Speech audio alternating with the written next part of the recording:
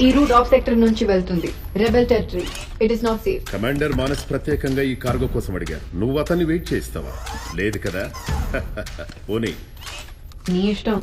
All systems check. BUJZ-1 ready to take of.